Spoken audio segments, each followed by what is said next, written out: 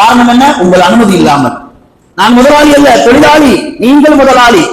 ஒரு சாதாரண மளிகை கடையில ஒரு ஓனர் என்ன செய்வார்? கடையை பாத்துக்கப்பா, நான் போய் கரண்ட் பில் கட்டிட்டு வந்துடுறேன்னு போவார். அவர் போயிட்டு வர்றதுக்குள்ள 10 பாக்கெட் காலி போவர் எடுத்துட்டு வந்து குப்பை போயிடும். அது வெளியே இருந்தா தானே தெரியும், ஒட்டி இருந்தா தானே. சாப்பிட்டு எல்லாத்தையும் தொடச்சி உள்ள அனுப்புறது.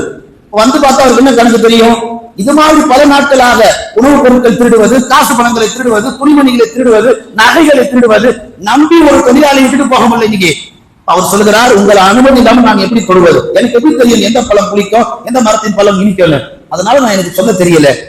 அப்போ அந்த நேர்மை, அந்த நாணயம், அந்த நேர்மை நாணயத்திற்கு அல்லாஹ் தந்த பரிசு என்ன தெரியுமா? ஒரு தங்கத்தை போன்ற ஒரு சொக்க தங்கத்தை ஒரு குழந்தையாக அல்லாஹ் அவருக்கு அப்துல்லா என்ற குழந்தையை தந்தான். அதனாலதான் அவருக்கு அப்துல்லா முபாரக். ஒரு அற்புதமான குழந்தை அல்லாஹ் தந்தான், அற்புதமான மனைவியும் அல்லாஹ் தந்தான். நீங்க கோடி ரூபாய் சம்பாதிக்கிறது இல்லைங்க திறமை, நல்ல மனைவி வீட்டுல இருக்கிறவங்களுக்கு, நல்ல குழந்தைகள் வீட்டுல இருக்கணும். நீங்க வீட்டுக்கு வரும்போது உங்க மனைவி உங்களை ஆசையா வாங்கன்னு கூப்பிடணும். உங்க குழந்தை உங்களை பார்த்து சிரிச்சுட்டு பாபான்னு கூப்பிடணும். அதுதான் நீங்க சம்பாதிப்பதற்கு சரியான ஒரு ஈடு. அந்த கோடி கிடையாது. கோடியை கொண்டு போய் குழந்தைக்கு கொடுத்தா அது என்ன தெரியும்? அந்த குழந்தைகளுக்கு ஒன்னும் தெரியாது. அந்த மனைவிக்கு என்ன